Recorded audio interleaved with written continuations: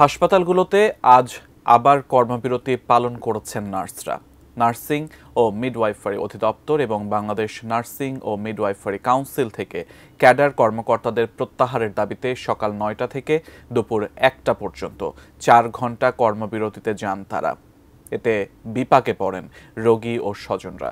দাবি মানা না হলে আগামীকাল বুধবার ৫ ঘণ্টার কর্মবিরতি কর্মসূচি ঘোষণা করেছেন নার্সরা।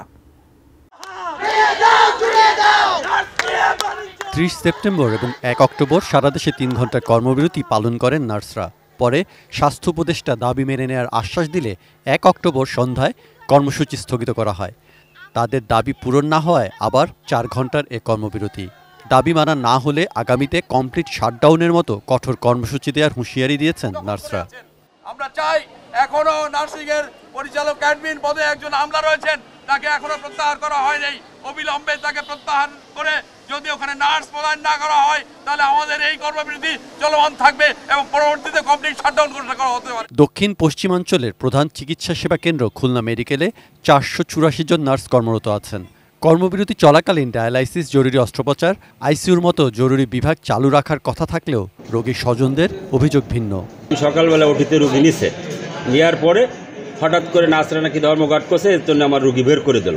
সারা দেশের মতো কর্মবিরতি পালন করেন রাজশাহী মেডিকেল কলেজ হাসপাতালের নার্সরাও। কর্মবিরতির ফলে সেবা কার্যক্রম ব্যাহত হয়েছে বলে জানায় হাসপাতাল কর্তৃপক্ষ। এই বড় পরিসরের একটি পেশাগত দায়িত্ব পালনকারী অংশ যখন হাসপাতালে কর্মবিরতি দিচ্ছে, স্বভাবতই আমাদের রোগীদের সেবা কার্যক্রম ব্যাহত হচ্ছে। সানবিট সব দিবে সামাল। সানবিট ম্যাজিক প্রেস ডিশওয়াশিং এর মাথা ঘোরানো সলিউশন। রংপুর মেডিকেলের সাধারণ ওয়ার্ডগুলোতে নার্সদের সেবা না মেলায় ভোগান্তি পোহাতে হয় রোগীর স্বজনদের।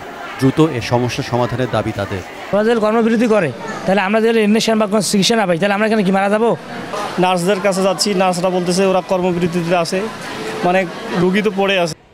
কুমিল্লা সদর হাসপাতাল ও কুমিল্লা মেডিকেল কলেজ হাসপাতালে নার্সদের কর্মবিরতিতে বিপাকে পড়েন রোগীরা।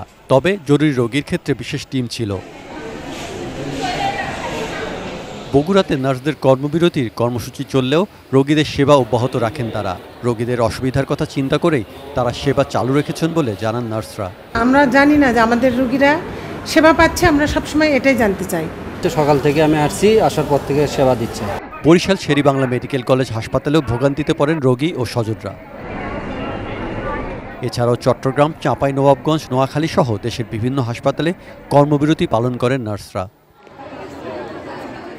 সৈকত Dasgupta, desk report, ATN news.